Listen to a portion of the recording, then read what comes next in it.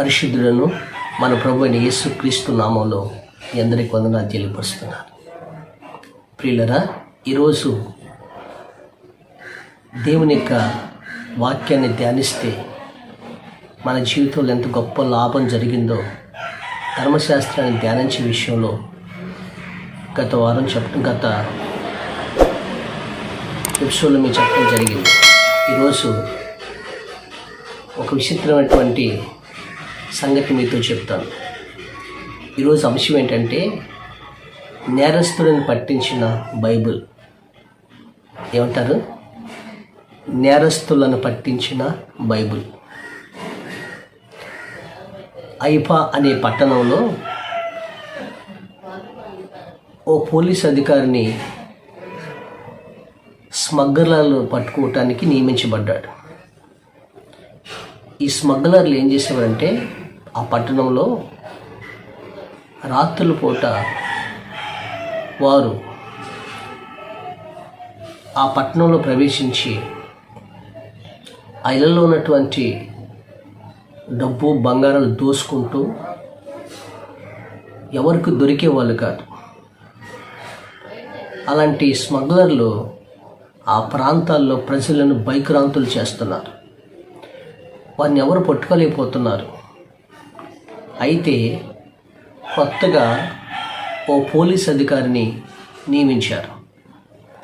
ఈ పోలీస్ అధికారి ఒక నమ్మకమైన క్రైస్తవుడు. అతను బైబిల్ ప్రియుడు. దేవుని వాక్యాన్ని బాగా చదువుతూ ఉంటాడు. ఆయన ఒకరోజు ఈ స్మగ్లర్లు ఎలా దొంగతనం చేస్తున్నారు అని వాళ్ళని కాపేశారు. వాళ్ళని పట్టుకోవటానికి బృందాలుగా ఏర్పాటు చేస్తే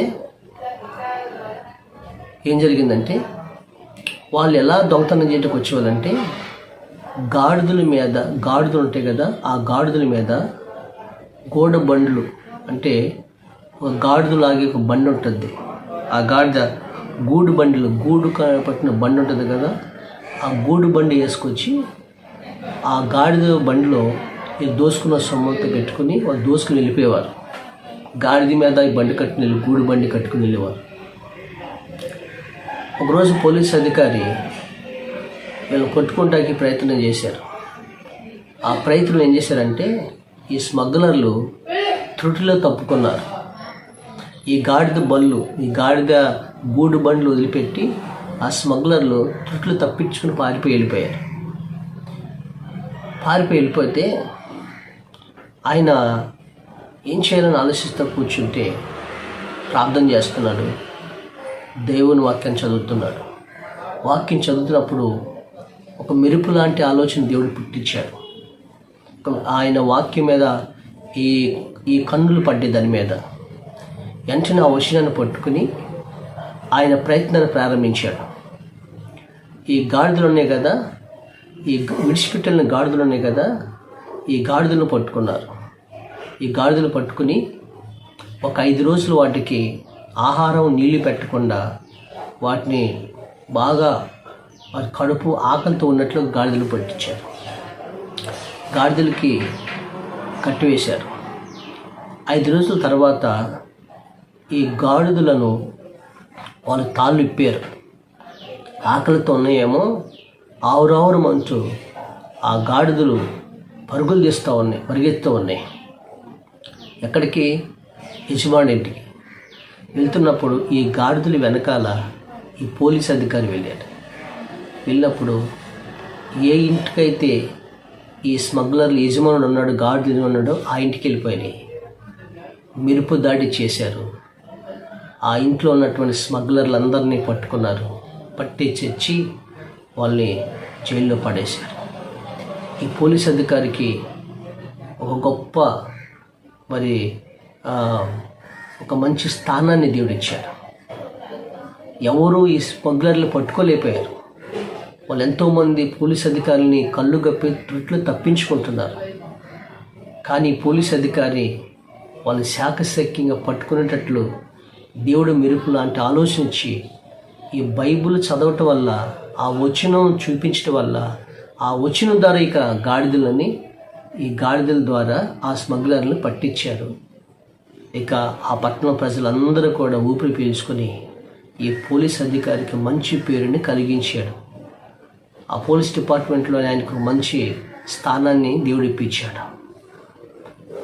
అసలు ఇంతకీ ఏ వచనం చదివి ఈ స్మగ్లర్లు పట్టుకున్నాడు ఆయన మనం చూసినట్లయితే యెషయా గ్రంథంలో 1వ అధ్యాయము 3వ వచనం చదువుతున్నాను. ఆయన ఏమో రాయబడిందంటే,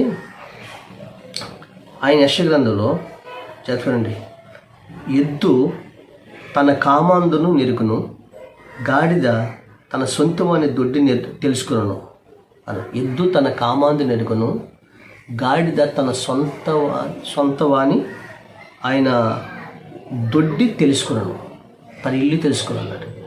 ఈ వచనాన్ని ఆయన చదివి ఆ గాడిద తన యజమాని ఎవరో దాన్ని పోషిస్తున్నారో అని ఆ గాడిదని వదిలి ఆ గాడిద ద్వారా అతను ఈ స్మగ్లర్ని పట్టుకున్నాడు. మీకు అర్థమైందా? ఇంకో మాట కూడా ఉంది. సంఖ్యాకాండం 32:23 ఏమని తెలుసా? అంతేకాదు, మీ పాపము మిమ్మల్ని పట్టుకొని ఉన్నాయి. వాళ్ళు పాపం చేస్తూ ప్రజలందరినీ కూడా దోసుకుంటూ, ఆ స్మగ్లర్లు బంగారం డబ్బును దోసుకుంటూ పట్టణస్తులందరినీ కూడా భయక్రాంతులు చేస్తున్నారు. వారి పాపం వాళ్ళని పట్టించింది, వారి పాపం పండింది, వారి పాపం పట్టించింది. ఈ విధంగా పోలీస్ అధికారి ఎద్దు తన కామాందు నెరుగును, గాడిద తన సొంతవాని దొడ్డి తెలుసుకున్న వచనం మీద దేవుడు చూపించాడు. ఈ వాక్యాన్ని ధ్యానించడం వల్ల ఆ పోలీస్ అధికారి ఈ గాడిద ద్వారా, ఈ గాడిద యజమానుడు ఎవరో, ఈ గాడిదని ఎవరు పోషిస్తున్నారో, ఈ గాడిద యజమానుడు ఇల్లు ఎక్కడో ఈ గాడిద ద్వారా తెలుసుకున్నారు. శాఖసఖ్యంగా పట్టించాడు. ఆ పోలీస్ అధికారిని దేవుడు హెచ్చించాడు. ఈరోజు దేవుని వాక్యం చదవటం వల్ల మన జీవితంలో కలిగే ఒక గొప్ప లాభం ఏంటి తెలుసా? అతను చేస్తున్నటువంటి ఆ ఉద్యోగంలో అతను చేయనిదంతా కూడా సఫలపరిచాడు దేవుడు. అతని ప్రయత్నాన్ని సఫలపరిచాడు. రెండోది మనం తెలుసుకోవాల్సింది ఏంటంటే, ఒకరోజు మన పాపాన్ని మనం పట్టుకుంటుంది. అందుకని మీ పాపం మేము పట్టుకున్నాని చెప్పాడు. ఆ దొంగలు, ఆ స్మగ్లర్లు వారి పాపాన్ని పట్టించింది బైబిల్. ఒకరోజు దేవుడు మన పాపానికి మరణశిక్ష ఉంది అనగా పాపం నుంచి జీతం మరణం. ఈరోజు మనం ఏ పాపంలో ఉన్నామో, ఏ పాపంలో బంధించబడి ఉన్నామో ఆ పాపపు ఊబి నుంచి బయటికి రావాలి. ఆ పాపం బయటికి వస్తేనే దేవుడు నీకు ఒక నిత్య జీవాన్ని దేవుడు ఇస్తాడు. ఈరోజు ఏ ఫీల్డ్ అయినా సరే దేవుడు నిన్ను సఫలపరుస్తాడు.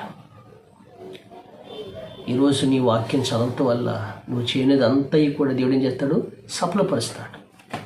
ఆ పోలీస్ ఆఫీసర్ ఆయనకి అంత అలవాటు, ఒక అధికారి కూడా గొప్ప అలవాటు ఆయనకి దేవుని వాక్యం చదవటం. ప్రియమైన దేవుని బిడ్డలారా, దేవుని వాక్యం నిర్లక్ష్యం చేస్తున్నావేమో. ప్రతిరోజు కనీసం ఒక 3 అధ్యాయాలైనా దేవుని వాక్యాన్ని చదువు, ధర్మశాస్త్రాన్ని చదువు. నువ్వు ఆ ధర్మశాస్త్రాన్ని చదివితే ధర్మశాస్త్రాన్ని ధ్యానించేవారు ధన్యులు అని చెప్పారు. వేరే పుస్తకాలు చదువుతాం, సెల్ ఫోన్లో చూస్తాం, వాట్సాప్లు తిరిగేస్తాం, దానివల్ల మనకేమీ రాదు. కానీ దేవుని వాక్యం మనకి నిత్య జీవాన్ని ఇస్తుంది. దేవుని వాక్యాన్ని మనకి గొప్ప లాభాన్ని ఇస్తుంది. దేవుని వాక్యం మనకి నువ్వు చేస్తున్న ప్రతి పనిని సఫలపరుస్తుంది. ఆ దేవుడి వాక్యం చదవటం వల్ల మనం చేస్తున్న పాపం ఏంటో మనం బయలుపరిచింది. ఆ పాపం వల్ల వచ్చే జీతం మరణం, అది 2వ మరణం, నరకానికి వెళ్లకుండా మనల్ని తప్పిస్తుంది.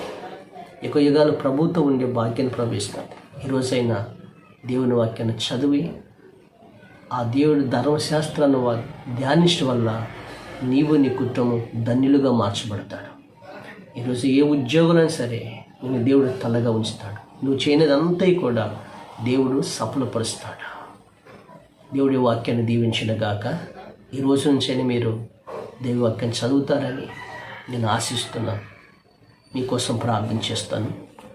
పరిశుద్ధుడైన మా తండ్రి, ధర్మశాస్త్రం ధ్యానించడం వల్ల కలిగే గొప్ప మేలు మాకు తెలియపరుస్తున్నారు.